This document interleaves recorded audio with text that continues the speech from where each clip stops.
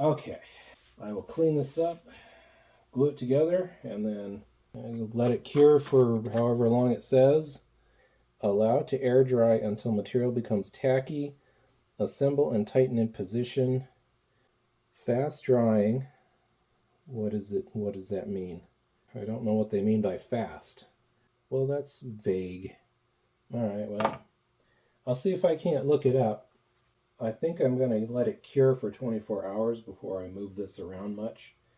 Like I said, I want to set it up on its end so the oil has a chance to ooze its way into the crankshaft. So. Alright, it's all back together, and hopefully it won't leak.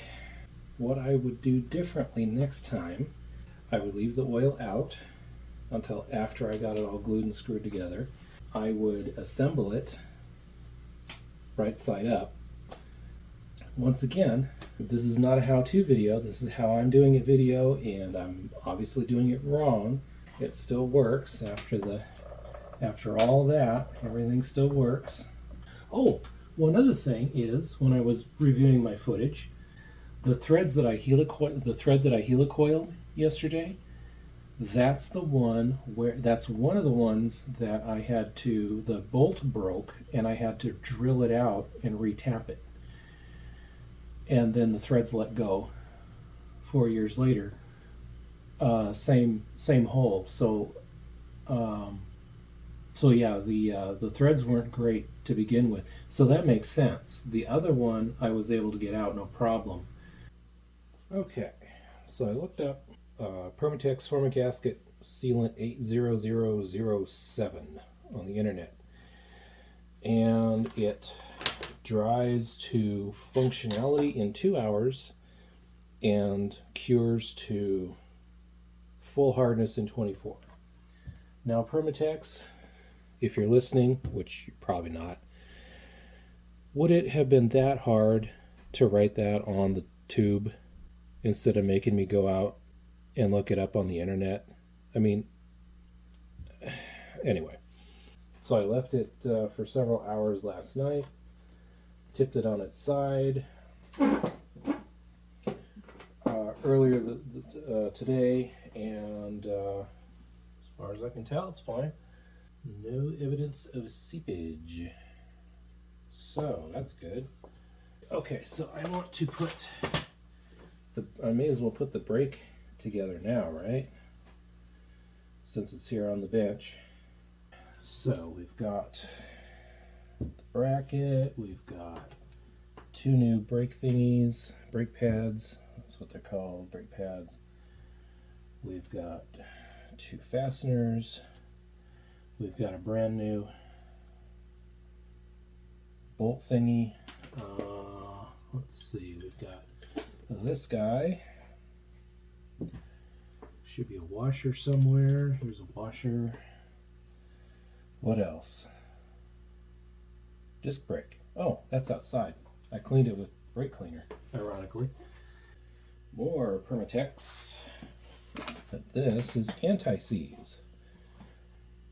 Okay, so the first thing is one of our brake pads can go right there.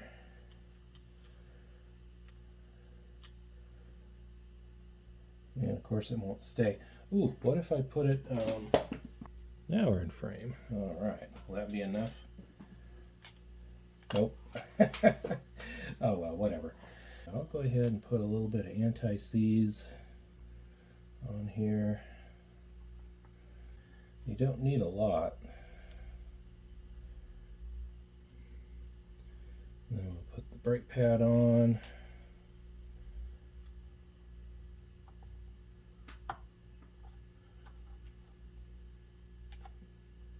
And there you go. So this floats. And then we have our bracket. It has a little round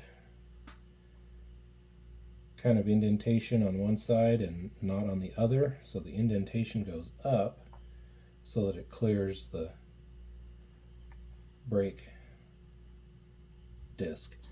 So we'll go ahead and put our brake shoe in the cavity for the brake shoe.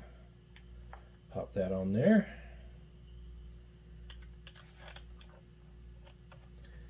Get our really great helicoiled hole filled with a fastener. I don't know if I mentioned, but last time I had this open, I replaced all these fasteners with stainless steel, and I do not regret it for an instant. There we go. Another thing that I managed to dig up on the internet, I think, is the proper torque specs for all these bolts. I think. It said 90 to 100 inch-pounds. So this is an inch-pound, or this is an inch-pound torque wrench. Okay, so we'll set it to 95. Okay. So let's try torquing this stuff.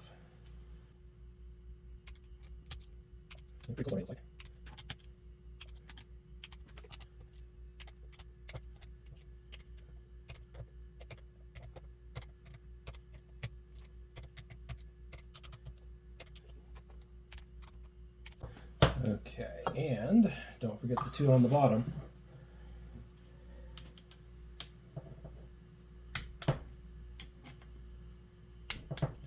All right.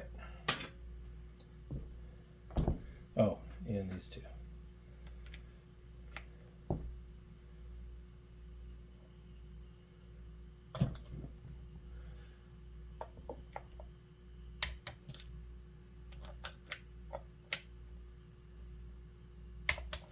Okay, everything's torqued to 90 inch-pounds. Oh, we need the pins too. Okay, so the pins are what's going to press on the brake pad and push the brake, the front brake pad, and push the brake against the rear brake pad. So we're going to put a little bit of anti-seize on them too.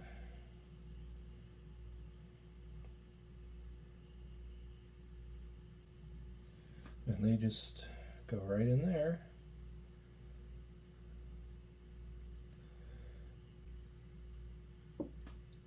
Yeah, it's optional. As long as you got one, right? There we go. Better. And then we put some on the edges here. This is right from that manual. It said put, well, I don't know if it's actually said anti-seize, but it says put lubricant on it. So you don't want lubricant on your brake pads or your brake disc, but you do want lubricant on the other moving parts. And then brake lever that goes on. Stick a washer right there. And then this lock washer goes on. This isn't going to be tight. What this is going to do is it's going to push up against the brake and make the brake brake.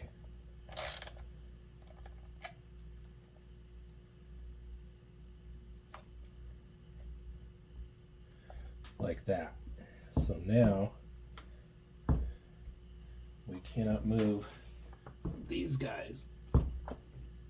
The differential still works, but it cannot roll one way or the other because that's braking. So part of the problem last time is we had oil seeping all over the brakes, which was bad. We had failed threads over here, so that was loose, and then we had a worn out lock washer, nylock nut over here, plus a missing washer because there was never a washer here. There wasn't one when I forgot something. Do you know what it was? Should I tell you? Okay. Spring. So that'll push back against this guy. The problem with the documentation I found is that it is a generic document for all of the MSP 200 series, not just the 205 whatever this is. So we'll see if that's enough force to stop the mower, and then when it goes back, yeah, so that's nice, that's good. Oh, this is getting heavy. Last bit of this thing up here, this is the thing I forgot to plug yesterday and all the oil was falling out. I managed to lose the little ball bearing. It's probably out in the backyard where I pressure washed this whole thing. But fortunately, I have an assortment of ball bearings. Never throw your ball bearings away. This is the, oh, what did they call it? It's like the selector clicky mechanism. That must be the proper term. If you saw the, if you see this out of the machine, you'll see that there's a little plate that sticks up, and it's serrated, and in between the serrations this ball bearing sits down in there, and it presses on those serrations to help you keep your transmission in a specific gear. It also gives you some nice feedback to tell you when you've gone from one gear to another. And then the way it presses is that it's spring loaded, and the way the spring is compressed is with the little plug, which also happens to help keep nasties out and oil in. And from what I read, the proper amount of compression, at least to start with, is to go ahead and make this flush with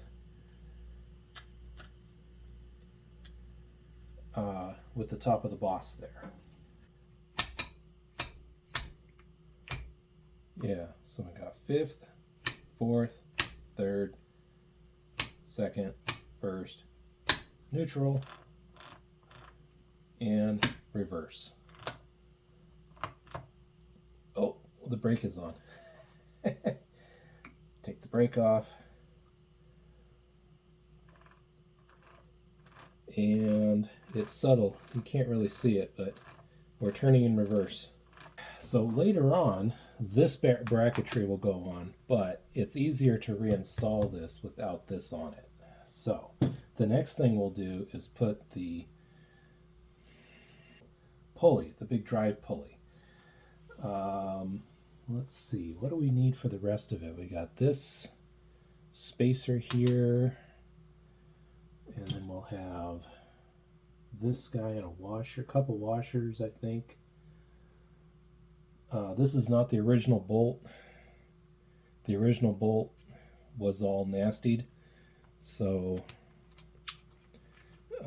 the threads actually on this gave out, but I found out if I put a longer bolt in, it would grab the threads lower down and it would be fine. If they ever wear out, I'll get a new helicoil and put in there, because I know how to do that now, and it's actually pretty easy. So, but I made this bolt out of a bolt that used to go here, and the threads wore out on the bolt itself, got all rusty, so I cut that part off because this was way too long, but it was still longer than the original bolt that went here. Anyway, I thought that was that's just kind of some of the problem solving that you do when you work on old rusty stuff and you don't want to buy, you know, the $10 bolt and spend a week waiting for it to come in the mail. The only thing I really need to do is put the big flywheel on. Oh, I need the circlip. Let's see, where's the circlip? Oh, and don't forget the Woodruff key. There it is. There's the circlip that goes on the top there.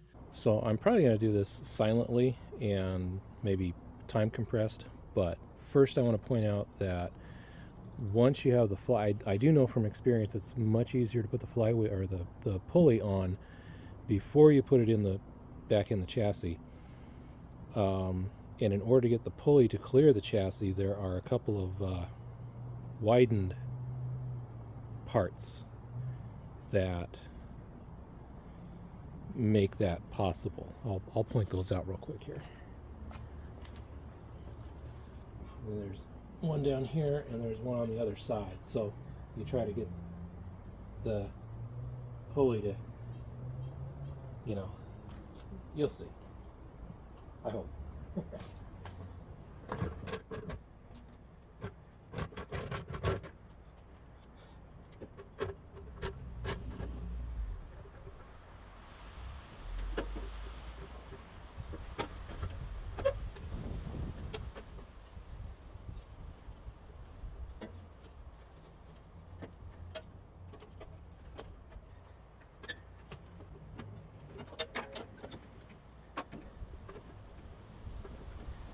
Okay, so the things I kind of got hung up on, when the brake is not on, the belt is engaged, so there's tension on the drive belt.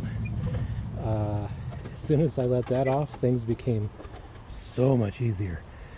The other thing is the shift shaft was hanging up on the idler pulley, the black plastic pulley in the front there. It was underneath and I needed to get it out from underneath. And then there are two belt guides. Wow, it's breezy. There are two belt guides that kept getting hung up on the pulley because the pulley wasn't centered. So, and then I had it up too high and I couldn't get the belt guide over because it was hanging up on the side of the pulley and all that. So that took a little finagling, but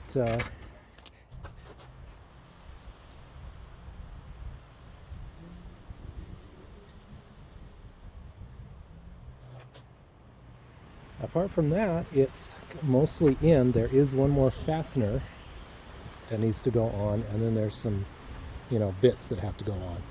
So let me go get that other fastener, the one on the kind of the side, the left front.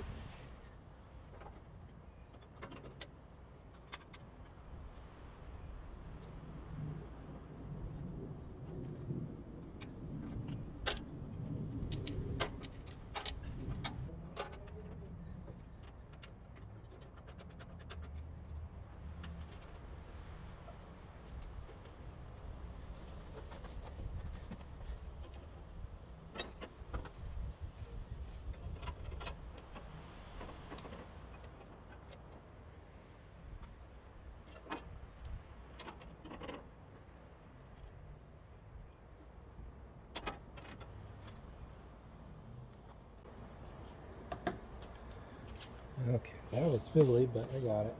Now I need the ratchet to tighten down.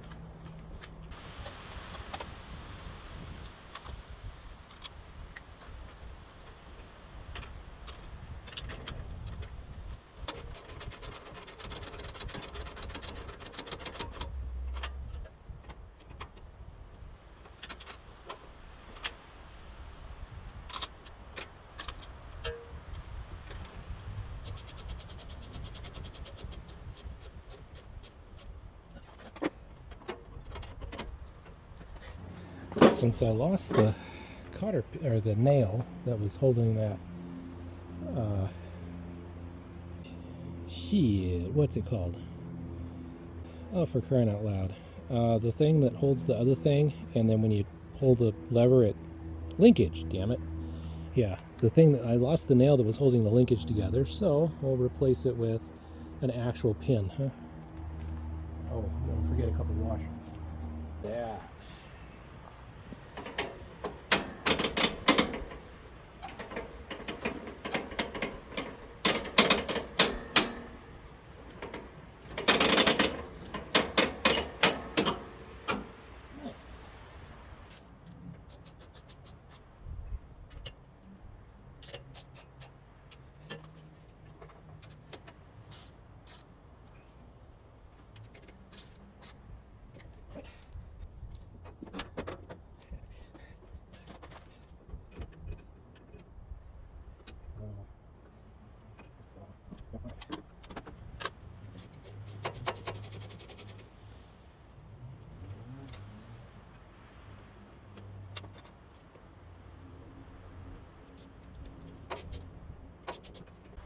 a little spring.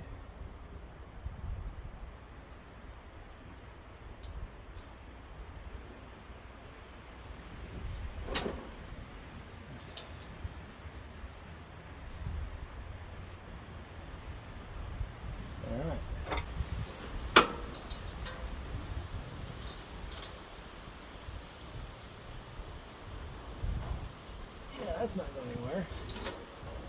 But now it is. But now it's not. Okay. Let's see how this works. Put this stem on the outside. Then we have a spacer. Then we have a long spacer. And a short spacer.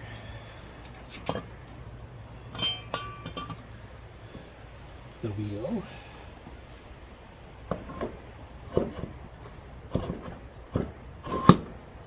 And the key.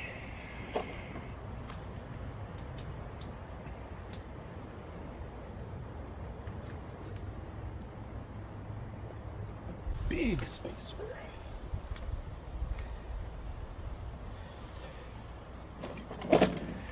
And an E-clip.